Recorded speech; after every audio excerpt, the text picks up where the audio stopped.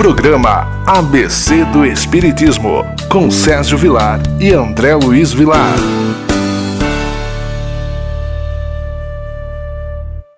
Queridos amigos, que alegria! Estamos iniciando o programa ABC do Espiritismo, entrando na sua casa, no seu celular, para falarmos de um assunto palpitante, a doutrina espírita. E a doutrina espírita sempre nos traz o consolo, a paz e a alegria para o nosso coração. Nós vamos hoje fazer uma entrevista com um amigo, um dos grandes amigos que passamos a ter em Portugal, José Carlos Pires de Lima, conhecido como Pires Lima.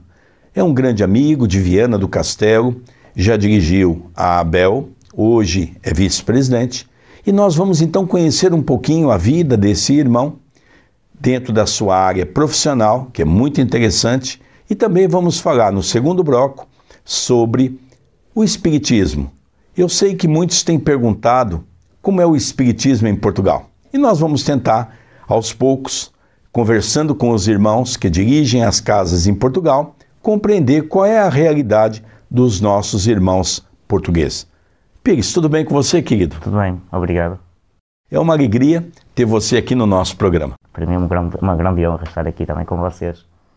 Pires, vamos falar um pouquinho da sua trajetória, porque você se dedicou de uma maneira aprofundada na questão do estudo. E você tem 5 títulos entre doutorado e mestrado. Gostaria que você falasse um pouco disso para o nosso telespectador.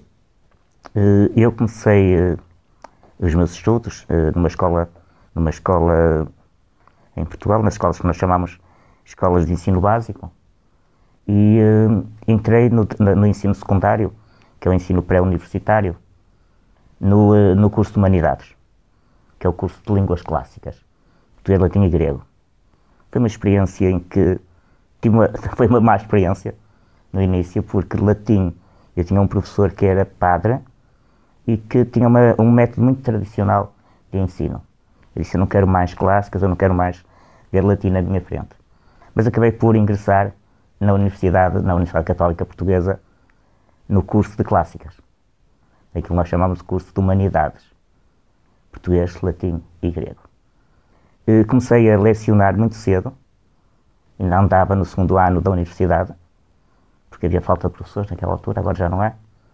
Acho que aqui no Brasil passa-se a mesma coisa. Mas comecei a dar aulas no segundo ano da faculdade. A dar aulas e a estudar ao mesmo tempo. Conciliava as duas coisas, o estudo com as aulas.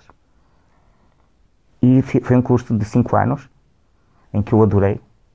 Foi a Universidade Católica Portuguesa, é uma universidade em que os professores maioritariamente são jesuítas, pessoas de uma grande cultura, de uma grande humanidade, em que aquela noção de universidade como uma grande estrutura se perde. É uma família. E eu senti-me lá como uma família. Então terminei o meu curso, estagiei numa escola da minha área de residência, Viana do Castelo, escola secundária de Monserrate, a lecionar português e latim. Nunca lecionei grego. Porque grego, nós estudamos o grego antigo. E ninguém quer estudar o grego antigo. É muito difícil, muito complicado. Então comecei por lecionar português e latim. Português lecionei durante muitos anos e o latim enquanto houve latim em Portugal. O latim neste momento não é uma língua morta. Quem estudava latim eram os seminaristas, queriam estudar para serem padres.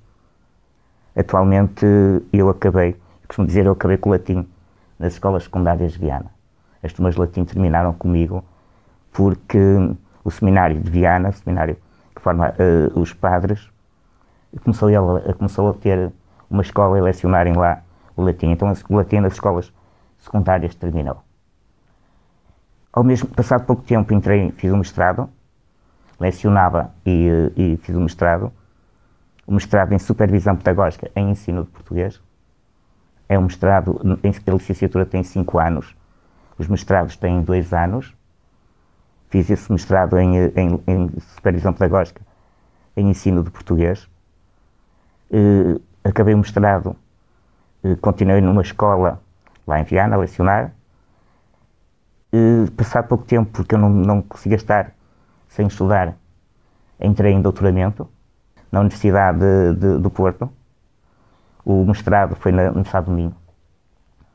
O doutoramento foi na Universidade do Porto, Universidade de Letras do Porto, em Didática das Línguas. Um doutoramento em Portugal tem 4 anos. 2 anos o mestrado, 4 anos o doutoramento. Entretanto, interrompi o doutoramento no 2º ano porque tinha outros sonhos, que era tirar o curso de Gestão e Administração. Voltei para a Universidade do Minho, onde fiz o curso de Gestão e Administração. Porque em Portugal também as leis estão sempre a mudar e para ser diretor de um agrupamento de escolas era obrigatório ter o curso de Gestão e Administração. Então eu, como gostava muito de ser diretor de um agrupamento de escolas, foi tirar o mestrado em Administração e Gestão. Candidatei-me ao cargo de diretor, e, entretanto retomei também o doutoramento em Didáticas das Línguas, com uma tese que é a língua tem sofrido várias alterações em Portugal, a gramática portuguesa tem sofrido grandes alterações, e eu sempre gostei muito de estudar gramática portuguesa. E então eu fiz a tese sobre aquilo que se chama a nova gramática portuguesa. Eu chamei da nomenclatura de 1967, porque a gramática que tínhamos até então era a gramática de 1967, até à nova terminologia linguística. Foi uma nova visão sobre aquilo que é língua e que com novos conceitos, com outras terminologias. E então foi fiz a tese nesse domínio. Nunca parei de estudar. Entretanto, estava a recorrer o concurso para diretores e eu nessa altura estava a lecionar. Não, nessa altura já não estava a lecionar. Já estava na direção. Não como diretor, mas como adjunto de diretor. Porque em Portugal, nós no cargo de direção de um agrupamento de escolas, nós temos o diretor, temos um subdiretor e temos 2 adjuntos. Eu era um adjunto. Era o adjunto responsável pelo 2º e 3º ciclo do ensino básico. E ao mesmo tempo era adjunto da direção, tinha uma turma e dava formação a professores. E dava formação a professores sobre o acordo ortográfico, que vocês também têm cá no Brasil, o novo acordo ortográfico, e sobre a terminologia linguística, sobre a nova terminologia linguística.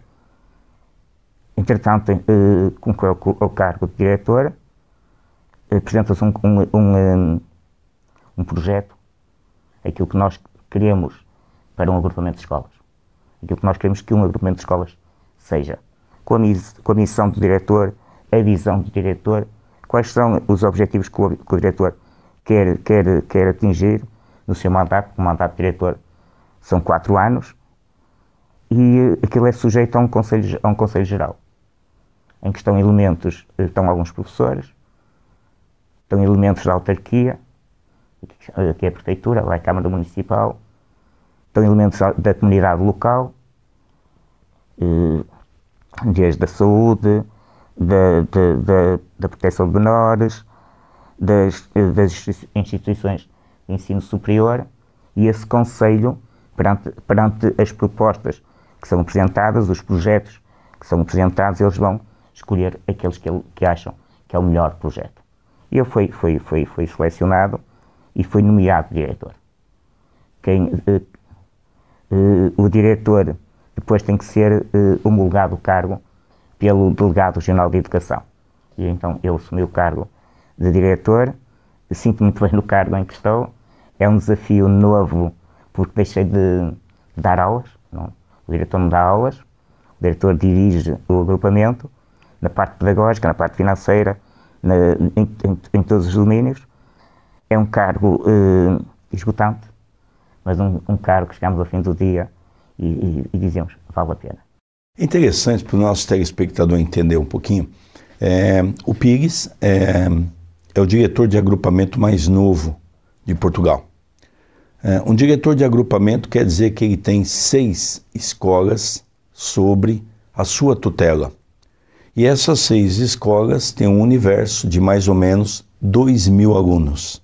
Então o irmão Pires é que dirige todo esse agrupamento de Viana do Castelo, para que você possa entender um pouco melhor toda essa condição que ele nos coloca. Pires. Cerca de 2.000 alunos, 2.000 professores, desculpem, 2.000 alunos, 180 professores e 60 e tal, que nós chamamos assistentes operacionais, auxiliares de ação educativa, e cerca de 20 e tal assistentes técnicos, que são a parte da secretaria. Pires, para nós terminarmos o primeiro bloco, eu queria que você falasse aí, temos 3 minutos para o final, que você falasse um pouquinho do acordo ortográfico para os portugueses, e você que é conhecedor da língua portuguesa falada em Portugal e também, dentro dos títulos, a língua portuguesa falada no Brasil. O que você acha que mudou? A tentativa do acordo, já houve várias tentativas de acordos ortográficos, desde 1945, mas foram tentativas falhadas, muito por responsabilidade dos portugueses. Os portugueses pensavam que a haver um acordo, o acordo tinha que englobar Portugal, o Brasil, mas também os PALOP, todos aqueles países africanos com língua oficial portuguesa. Mas o grande problema era com o Brasil, porque pensava que quem é que ia ganhar mais ou ia perder, quem é que ia ceder mais ou não. E não estavam muito interessados em uniformizar a língua. Não se trata de ganhar ou perder, trata-se de simplificar a língua, para que todas aquelas comunidades que têm como língua oficial o português possam ter uma escrita, porque o acordo ortográfico só mexe na ortografia, não mexe em mais nada, para que a ortografia seja muito parecida. Não se consegue uniformizar, porque nós temos que respeitar aquilo que são as variedades linguísticas de cada um desses países. E foi aquilo que se fez com este acordo e que se conseguiu bem. Eu acho que devemos ir mais além. Portugal deve ter cedido mais em termos de uniformização da língua. Mas há um conservadorismo muito grande em Portugal em relação à língua. E então conseguimos um acordo razoável, um acordo em que o Brasil entrou, mas que respeitámos a individualidade linguística brasileira. Nós não vamos obrigar o brasileiro a escrever determinadas palavras em que ele não vai conseguir pronunciar. Por exemplo, Conceição. Nós em Portugal dizemos Conceição, mas no Brasil dizem Concepção. Vocês precisam de abrir as vogais. Então este acordo conseguiu respeitar esta individualidade linguística dos vários povos. Nós vamos então encerrando o primeiro bloco pelo programa ABC do Espiritismo, e no segundo nós vamos conhecer um pouquinho o nosso querido Pires Lima, já como ele veio para o Espiritismo e como é a ABEL, a instituição que ele ajuda a dirigir em Viana do Castelo. Não sai daí não, é muito interessante conversarmos com um irmão tão querido de Portugal.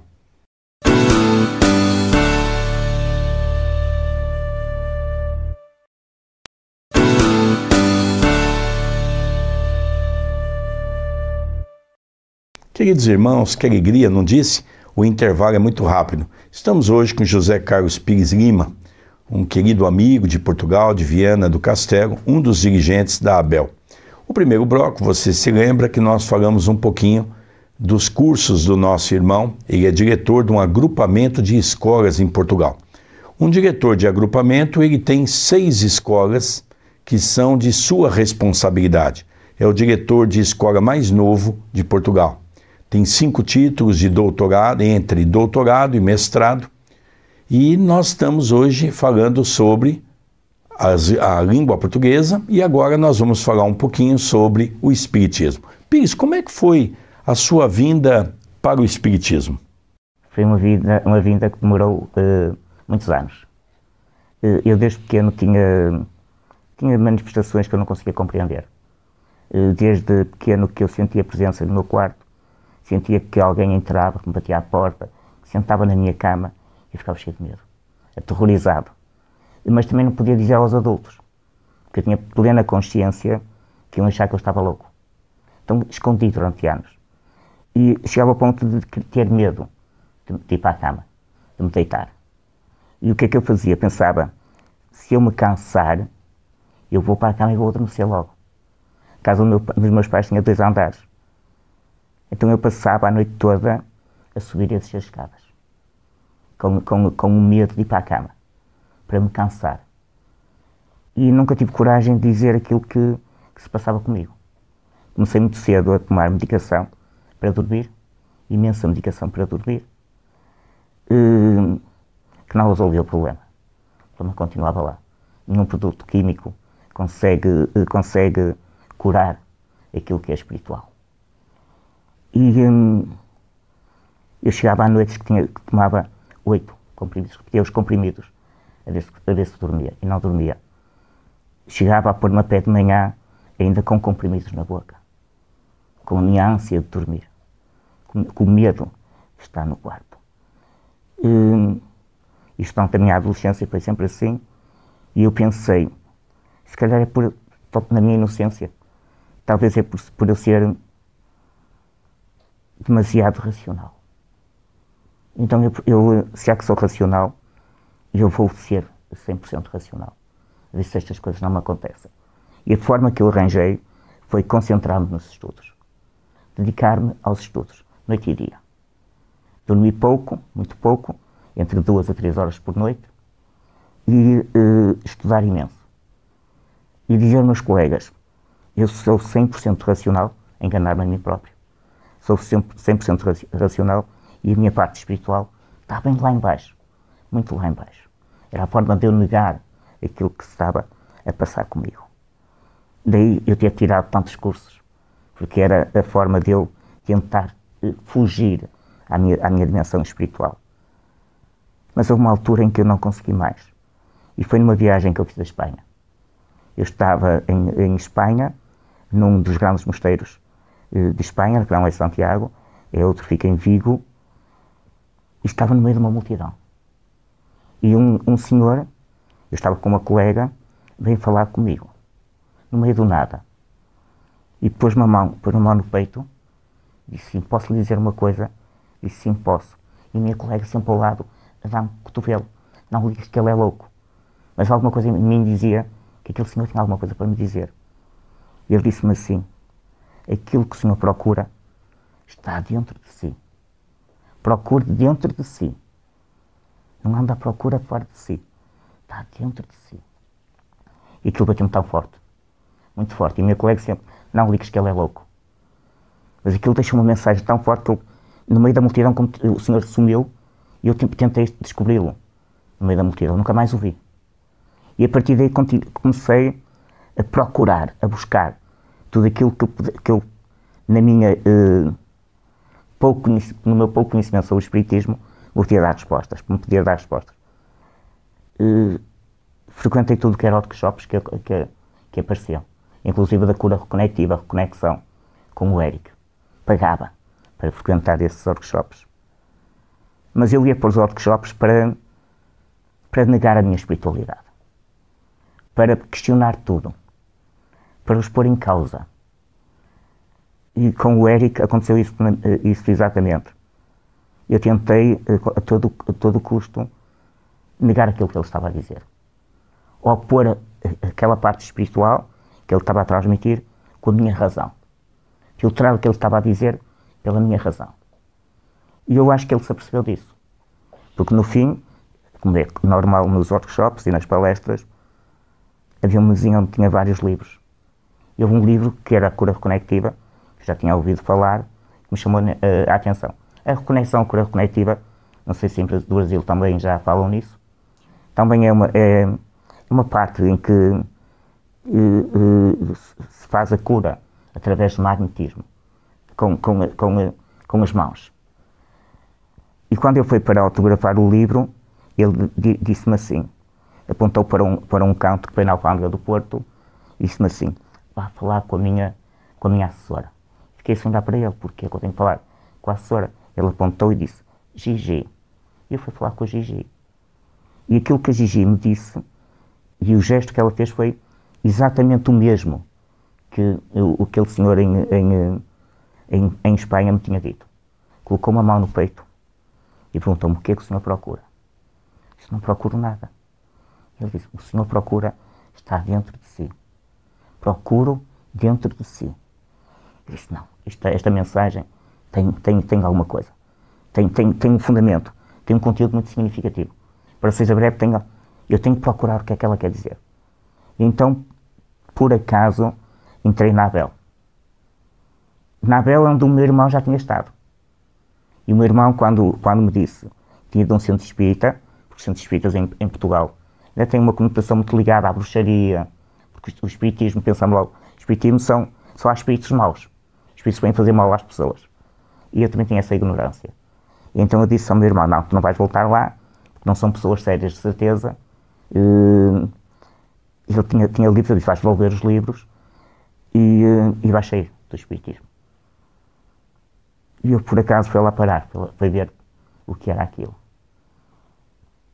E mal entrei naquele espaço, eu senti que ali estava a resposta para todas as minhas questões, para todas as minhas ânsias, para tudo aquilo que era a correria da minha vida.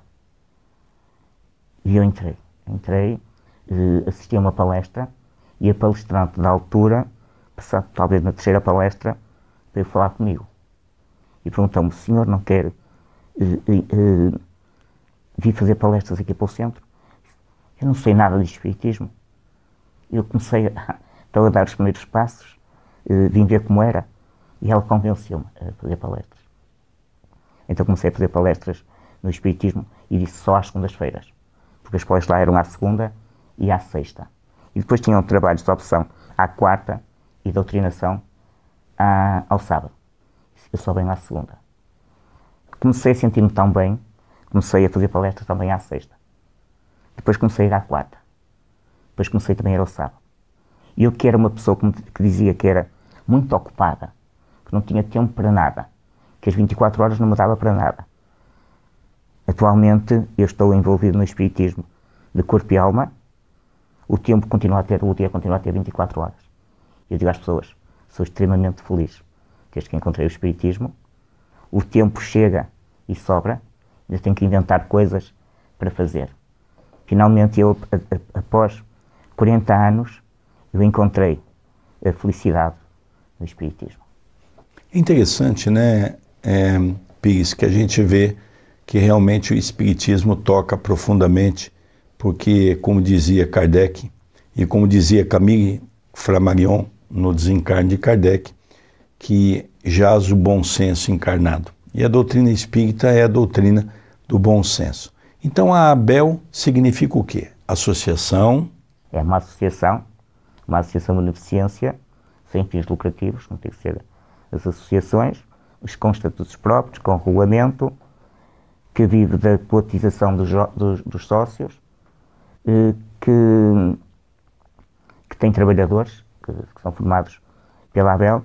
A ABEL é uma dos centros espíritas de Viana mais antigo. Surgiu em 1988. Já passou por vários locais, várias sedes. Atualmente tem a sede na Abelheira, nós chamamos a Abelheira. E quando eu fui presidente da ABEL, atualmente não sou vice-presidente, por exigência dos sócios, que eu queria deixar. Eu queria ser só trabalhador, não era trabalhador na ABEL, mas os sócios quiseram que eu tivesse um cargo dentro da ABEL. Então sou vice-presidente da ABEL. Mas quero que a ABEL, como estava a dizer, a ABEL surgiu em 1988 e a ABEL é a casa-mãe de quase todos os centros espíritas de Viana. Todos os centros espíritas de Viana que nasceram depois eram trabalhadores da ABEL. Por várias razões saíram da ABEL. E atualmente eu sou vice-presidente da ABEL, continuo responsável pelas palestras, pelas aulas de doutrinação, oriento a parte dos tratamentos de obsessão. Estamos a fazer um trabalho que tem que ser renovado. Nós tínhamos uma prática muito enraizada naquilo que eram os hábitos antigos daquilo que era o espiritismo. Então estou a tentar dar uma nova roupagem à Abel, uma nova maneira de se trabalhar no Espiritismo, um novo modo de estar no Espiritismo. Fala uma coisa para mim, nós temos aí mais 2 minutos para conversar um pouco mais sobre a pomada. É com grande alegria que a Abel também, a nosso convite, participa hoje da confecção da pomada em Viseu. Para vocês, qual foi a importância dessa atividade? Foi muito significativa. Eu estive na pomadinha, nas reuniões, depois na produção da pomadinha. Acho que é uma experiência única, uma experiência que qualquer espírita devia passar. Eu senti-me fora deste plano material. Transportei-me completamente para o plano espiritual. E a experiência foi tão enriquecedora que as pessoas em Portugal têm muita fé em Fátima. Sentem-se muito bem quando vão a Fátima. Eu fui muitas vezes a Fátima, mas nunca me senti tão bem como me senti naquele momento da produção da pomadinha. A espiritualidade ali está em grande potência. E essa espiritualidade entra em nós com uma tal força que nos dá uma parte, parece dentro de nós, que se transforma. Uma alegria indescritível. E um sentido de nós estamos aqui a produzir esta pomadinha. Há forças que estão aqui, forças espirituais que estão aqui connosco, que são inexplicáveis e que vai ajudar muita gente. E é essa a grande vantagem da pomadinha. É aquilo que ela vai trazer de proveito para os outros. Nós vamos encerrando nosso programa, estamos em cima da hora. Vamos agradecendo ao Pires Lima por essa visita ao nosso querido Brasil. Vai ficar 20 dias conosco. E eu tenho certeza que vai ser um aprendizado para todos. A você, o nosso abraço, a nossa alegria e que Jesus continue nos abençoando hoje e tudo sempre. Muita paz no coração de todos.